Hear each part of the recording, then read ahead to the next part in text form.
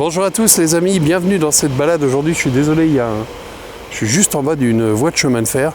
Je suis dans un coin, sincèrement, j'ai l'impression que c'est la jungle. Vous savez, il y a des gens qui vont en Thaïlande des fois pour voyager. Écoutez, cette année, comme on est un petit peu cantonné à notre beau pays qu'est la France, je vous recommande de visiter certains lieux que vous croyez connaître et peut-être pas. Vous voyez ici derrière moi, j'ai vraiment l'impression d'être carrément en Thaïlande. C'est invraisemblable. Alors aujourd'hui, pour cet urbex, je vous emmène dans un coin assez incroyable.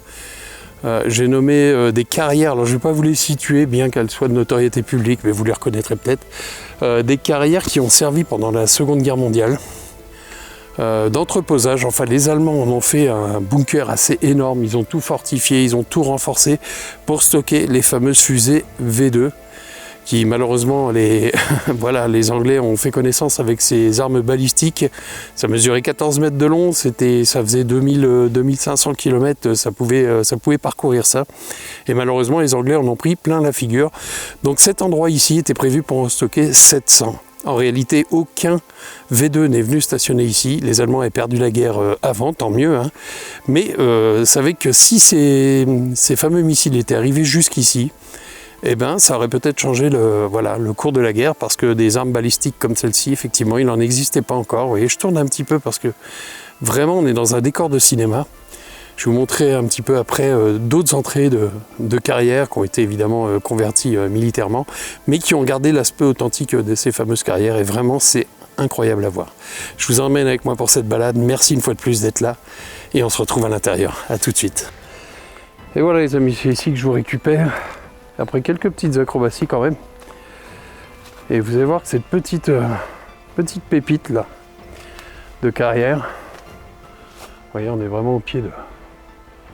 Voilà, clairement du calcaire. Donc ça a clairement servi à la construction effectivement de la ville de Paris, dont on n'est pas très très loin. Maintenant, il y a tellement de carrières autour de Paris. Alors faites gaffe, si un jour vous vous aventurez dans une carrière, tout à l'heure, rien qu'en repérage, j'avais perdu un petit peu mes sens. Donc faites super gaffe, parce que paumer là-dedans, c'est évidemment pas la même musique. Allez, on va mettre un peu de lumière. Hop, je vais peut-être en rajouter un peu d'ailleurs. Voilà, on va tout mettre. Et là, je sais pas si vous vous rendez compte, mais le truc, c'est Indiana Jones. Et je vais peut-être pas mettre ce genre de lumière, voilà. Là, on est clairement dans un décor de cinéma. J'étais super impressionné tout à l'heure en regardant d'ici. Alors je sais que l'éclairage va manquer un petit peu, mais ça fait partie du truc. Qu'est-ce que vous voulez que je vous dise? Où est-ce que j'éclaire? Là, voilà, d'accord. Je suis là. Mais c'est tellement profond, tellement long, que la caméra, évidemment, ne capte pas jusqu'où je vois. Attendez, je vous fais profiter quand même de ça en passant, parce que c'est vraiment très impressionnant. Alors, faut faire super gaffe quand même. Tout à l'heure, vous avez vu en plan de coupe, j'ai filmé. On a un gros tas de pierres au sol et c'est le plafond qui est tombé en fait. Et là, le plafond tombe. Évidemment, c'est pas du tout la même musique. Vous êtes vraiment très, très dans la merde, on va dire. Vous voyez, on a des chatières un petit peu partout. Donc là, ça correspond... ça fait correspondre certaines galeries avec d'autres.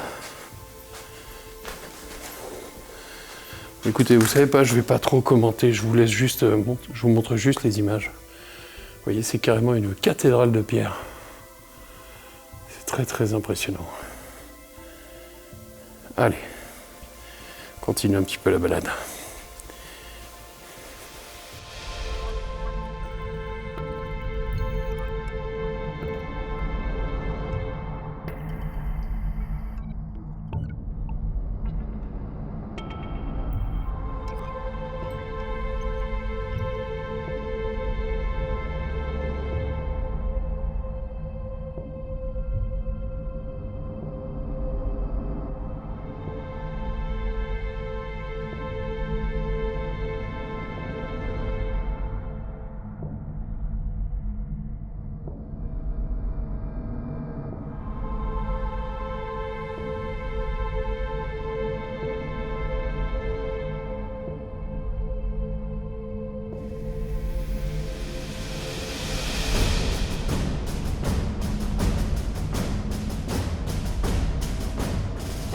Vous voyez là une petite patte d'oie.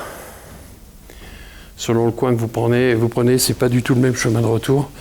Donc quand vous connaissez pas, rien ne vaut un fil d'Ariane, hein, tout bêtement. Et il faut aussi faire super gaffe au sol. On peut tomber sur des puits. Et là, même punition. Tomber dans un puits ici.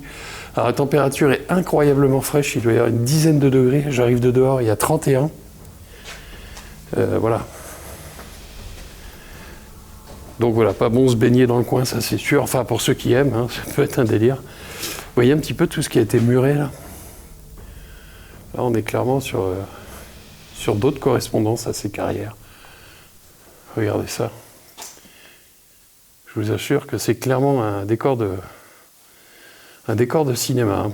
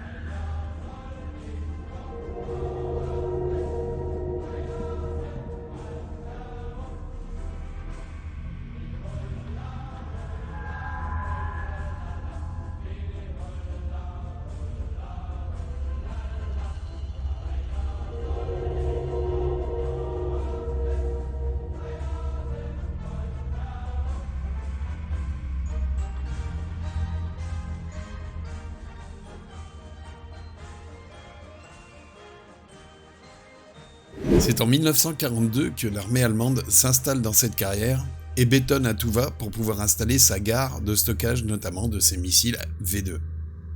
Jamais le projet ne fut terminé, bien que les vestiges sont évidemment très présents, et heureusement que jamais ce projet n'a été fini car 700 missiles V2, évidemment vous imaginez le dégât que ça aurait pu faire en Europe, l'armée allemande étant une experte de ces armes balistiques.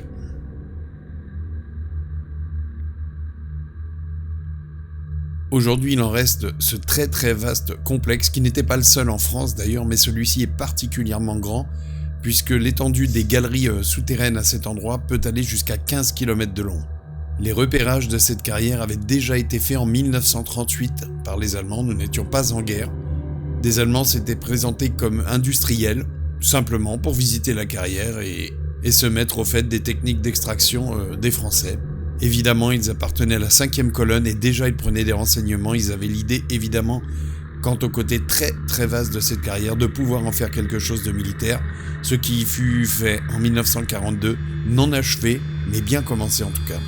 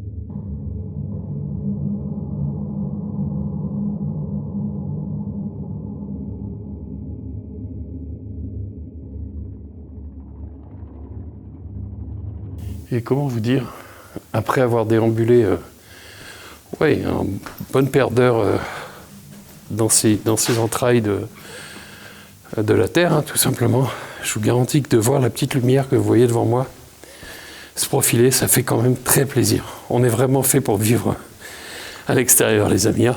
Oui, c'est clair. C'est absolument incroyable à voir, à connaître, hein, si vous avez l'occasion. Si vous avez reconnu le coin et que vous hésitiez, je ne peux pas vous encourager à le faire. Je peux vous encourager en revanche à être extrêmement prudent quand vous le faites. Mais effectivement, ça vaut le détour, hein, il faut être honnête. Regardez ça. Et là, la petite lumière qui fait extrêmement plaisir, les amis. Ah ouais, vraiment là.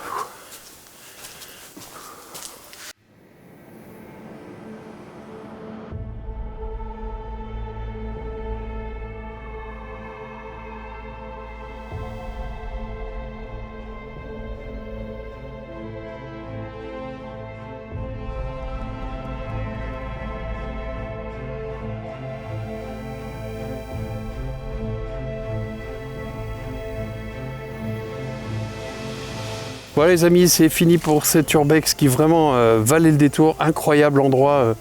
Voilà, je suis pas très loin, il y a quand même 150 km de chez moi. Mais vraiment, ça valait le coup d'être vu. Vous avez vu l'intérieur, on se croirait carrément dans un film.